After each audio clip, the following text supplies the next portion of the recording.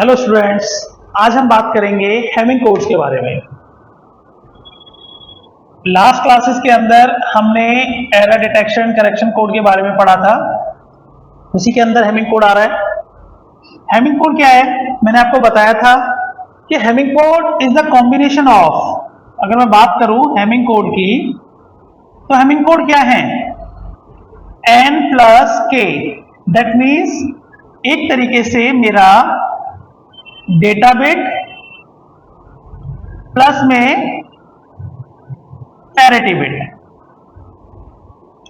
ठीक है, data bit और पैरिटी बिट का कॉम्बिनेशन क्या है? हेमिंग कोड है। ठीक है, अब जो मेरा डेटा बिट है और पैरिटी बिट है, इन दोनों से मिलकर क्या बनता है? Hamming code. अगर क्वेश्चन आता है हेमिंग कोड को डिजाइन करने के लिए, तो डेटा बिट गिवन होगा, पैरिटी निकालना है। अगर हेमिंग कोड गिवन है तो करेक्शन निकालनी है। 3-4 वेरिएशन है क्वेश्चंस की। उसमें सबसे पहले हम सीखेंगे कि हेमिंग कोड बनाना कैसे है। हेमिंग कोड क्या है? n प्लस के, मतलब डेटा बिट प्लस में पैरिटी बिट। अब इसके लिए स्टार्ट करते हैं। We have a formula 2 की power k greater than equal to n plus k plus 1। ये फॉर्मूला आपको याद करना है, क्योंकि अगर ये फॉर्मूला लर्न है तो आपको समझ में आएगा कि डेटा बिट कितनी है और पैरिटी बिट कितनी होंगी। क्लियर है पॉइंट? कैसे? फॉर एग्जाम्पल, अगर मेरे पास n4 है, मतलब जो डाटा बिट है वो 4 है, तो what is the value of k? k की वैल्यू क्या होगी? So put the value in a formula 2 की power k greater than equal to n4 plus k plus 1। That means 5 plus k। So put the value of k। अब 10th में करते थे ना, value put करने वाली चीज है, तो k की वैल्यू पुट कीजिए 0, 1, 2, 3 एंड सो ऑन। ये किस में जस्टिफाई होगी? अब अगर मैं 0 पुट करता हूं तो 2 की पावर 0 1 और 5 प्लस 0 5, तो क्या 0 बड़ा है 5 से? बिल्कुल नहीं, तो कंडीशन सेटिस्फाई नहीं होती।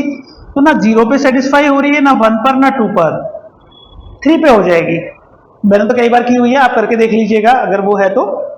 जब 3 रखोगे तो 2 की power 3 greater than equal to 4 plus 3 plus 1। कितना आएगा इन तीनों का सम? 4 प्लस 3 प्लस 1 8, और 2 की पावर 3 कितना होता है? 8। कंडीशन जस्टिफाई हो रही है। 8 greater than is equal to 8, equal ही है, क्योंकि इसमें ग्रेटर देन भी है इक्वल भी है। इसका मीन क्या है? इसका मीन है ग्रेटर देन और इक्वल टू। सो 8 बराबर है 8 के।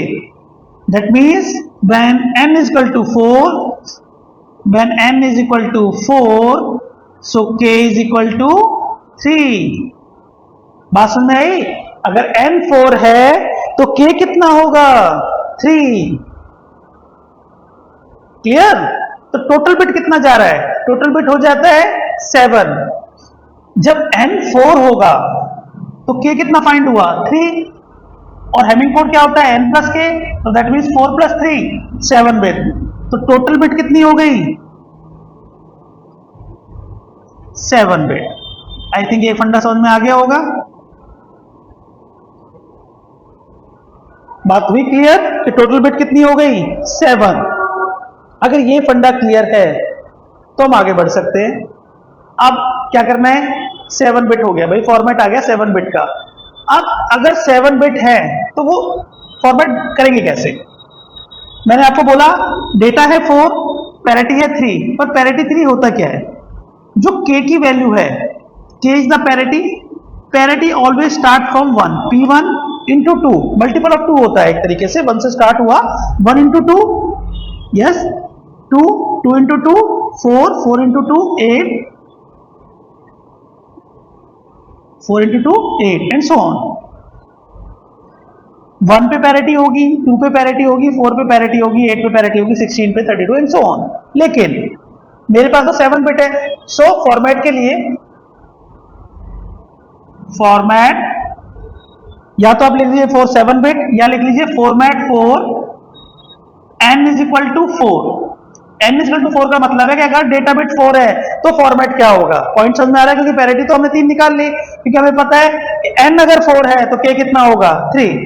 तो सबसे पहले आप काउंटिंग लिख लीजिए 1 2 3 4 5 6 7।